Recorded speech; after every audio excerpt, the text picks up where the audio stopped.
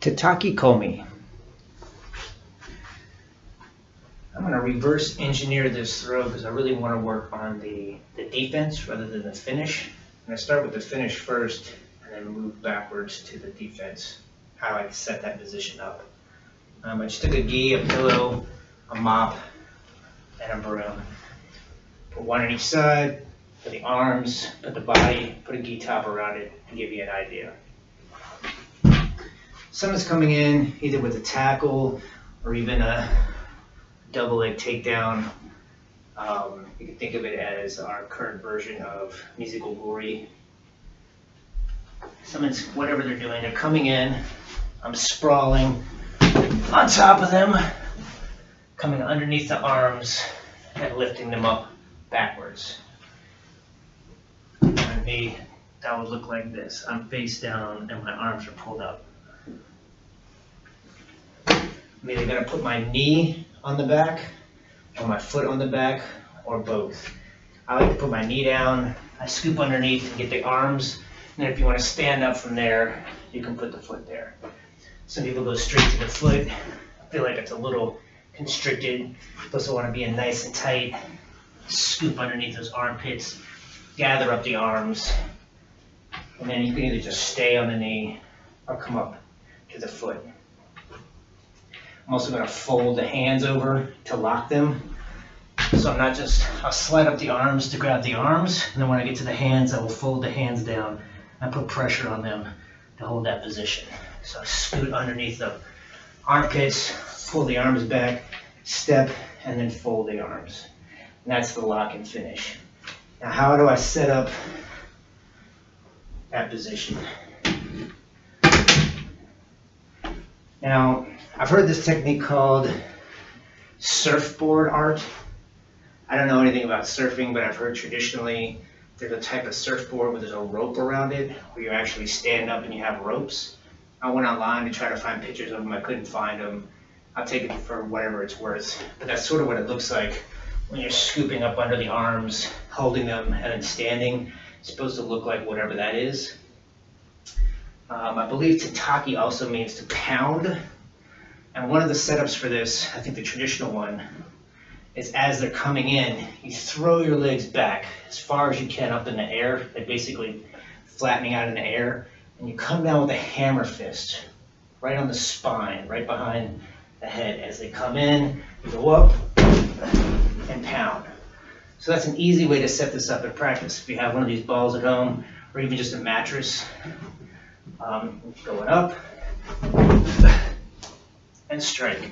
And then you can imagine scooping up the arms and finishing it. An easy way to practice this, if you have a wall and a ball, you just roll it against the wall however fast or hard you want to do it. When it comes back to you, you're setting it up. Ball comes in, and you're setting it up. An easy way to practice that technique. I've seen this pulled off as a technique, and it looks really nice when people practice this and they have it with their partner, and you know that person's committed. I'm a little hesitant to overcommit to that sprawl. Just from more of a wrestling background, I feel like I prefer to, instead of jumping up and throwing my legs out behind me, I actually lower my hips, and then I sprawl not on top of someone, but at them, in front of them.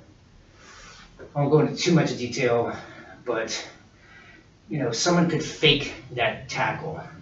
Someone goes in, maybe they look like they're going to go down, and they get you to kind of overcommit, and they stand back up. Or people who are really good at shooting, especially from a distance, will come down on the knee and then stand back up again. So I don't want to overcommit, or I personally don't like overcommitting. So when I see someone's hips drop, I drop my hips. And that's the whole nature of judo and the hip throw, is whoever's hips are underneath is going to be in a better position. So they're trying to get their hips underneath me to pull off that throw. It's like musical gori. So when I see them lower their hips, I lower my hips as well. If they really go in and I feel that pressure on that leg, then I'll sprawl. And I'm sprawling in front of them as opposed to on top of them. And I'll tell you why.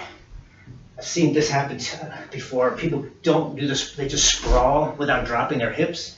someone gets in really deep and they grab, and you're basically giving them Kinyu Katsugi, or we call it Kin Katsugi, but anyways, the version where you go down to your knee, shoulder, pestoling, and throw.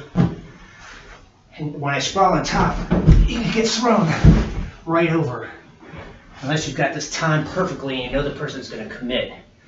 So what I like to do is I actually drop, and then my front hip actually strike. I'm hitting them in the head and chest with my hip, whatever leg's in front. Drop, and then explode, shooting my legs back and my hip forward. So when I hit the ball, it actually looks like I'm on the front of the ball rather than the top. Same way to practice. The ball comes in, sprawl, level change and sprawl. Level change and sprawl. You can still add in that strike if you want. So you're either going up in the air with a strike, or sprawl and strike. Sprawl and strike. Either version, however you want to do it, it's an easy way to practice that setup. It's a good workout. And then if you want to finish with the lock, you can create your uke with a couple of brooms, a pillow, a gi, and a belt. Just put it face down and practice scooping up and standing up. Put my knee on the back, scoop under the armpits, gather the arms up, and lock. Optionally coming all the way up to a standing position. Good luck practicing. Tataki, Komi at home.